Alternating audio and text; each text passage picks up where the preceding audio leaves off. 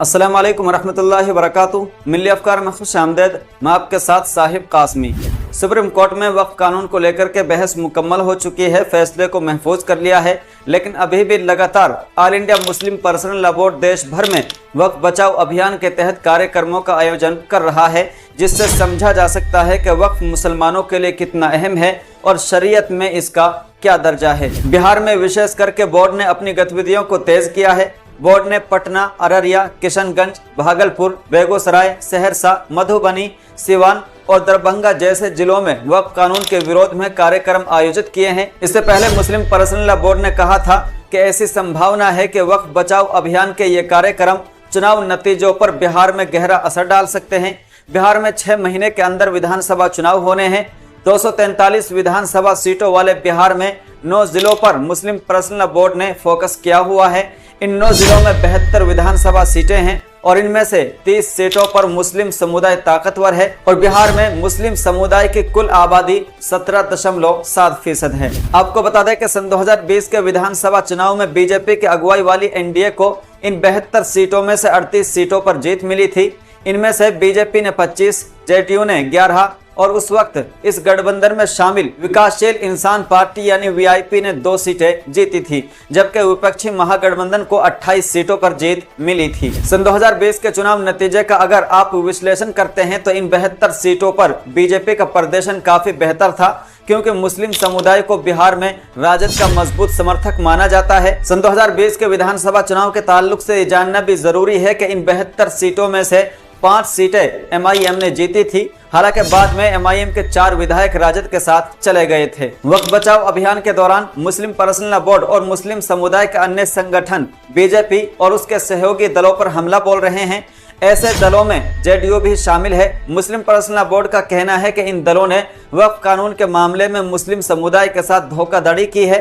बीते महीने दिल्ली में वक्फ कानून के विरोध में एक बड़ा कार्यक्रम आयोजित हुआ था। इस कार्यक्रम में मुस्लिम पर्सनल लॉ बोर्ड ने आरोप लगाया था कि एनडीए में शामिल राजनीतिक दलों ने संसद में वक्फ कानून का समर्थन करके मुसलमानों की पीठ में छुरा घोंपा है। All India Muslim personal law board ने बीजेपी के सहयोगी दलों पर इस बात के लिए दबाव बनाया था कि वो वक्फ कानून के मामले में सरकार से अपना समर्थन या तो वापस लें या फिर मुस्लिम समुदाय का विरोध झेलने के लिए तैयार रहें। All India Muslim personal law board ने खुलकर के बिहार में मुख्यमंत्री नीतीश कुमार, केंद्रीय मंत्री चिराग पासवान, हिंदुस्तानी आवाज मोर्चा यानी सेकुलर के नेता और केंद्रीय मंत्री जीतन राम मांझी का नाम लिया था। All India Muslim personal law board का कहना है कि जेडीयू, लोजपा और सेकुलर को मुस्लिम समुदाय के वोट मिलते रहे हैं, लेकिन इस बार उन्हें ऐसा समर्थन नहीं मिलेगा।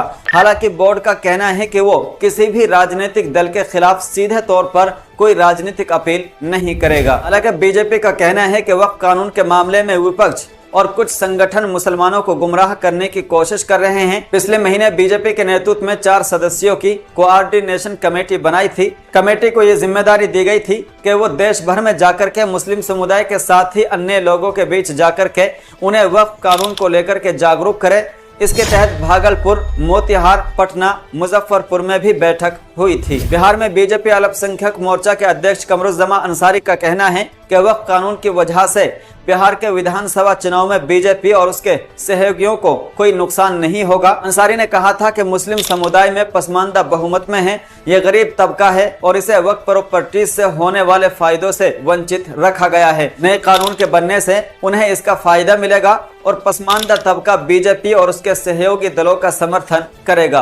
कमरुज्जमा अंसारी ने यह भी उम्मीद जताई कि केंद्र सरकार के द्वारा जातीय जनगणना का ऐलान किए जाने से भी पसमानदा मुस्लिम समुदाय के बीच बीजेपी को फायदा मिलेगा। इसके अलावा पूर्व सांसद अली अनवर अंसारी का कहना है कि मुस्लिम समुदाय विशेष करके पसमानदा मुसलमानों ने पहले जेडीयू, एलजेपी और सेकुलर को वोट दिया, लेकिन अब वो वक्फ कानून पर नाराजगी के चलते इन पार्टियों को वोट नहीं देंगे। उन्होंने बताया कि कांग्रेस बिहार चुनाव में वक्फ कानून को मुद्दा बनाएगी। दूसरी जानिब जेडीयू पार्टी के नेताओं का कहना है कि वक्फ कानून की वजह से पार्टी को भारी नुकसान का सामना करना पड़ सकता है। खैर, सुप्रीम कोर्ट में वक्फ कानून को लेकर के बहस मुकम्मल हो चुके हैं, फैसले को महफूज कर लिया गया है। सुप्रीम कोर्ट में फैसला क्या आएगा ये सुप्रीम कोर्ट के फैसला सुनाने के बाद ही पता चलेगा, लेकिन आने वाले बिहार के चुनाव में बीजेपी और उसके सहयोगी दलों को भारी नुकसान का सामना करना पड़ सकता है, क्योंकि लगातार all India Muslim personal board वक्फ कानून के विरोध में लगातार कार्यक्रमों को आयोजित कर रहा है। खैर अभी इस खबर में इतना ही, फिर मिलते हैं किसी अगले वीडियो के साथ। अस्सलाम वालेकुम रहमतुल्लाहि व बरकातहू।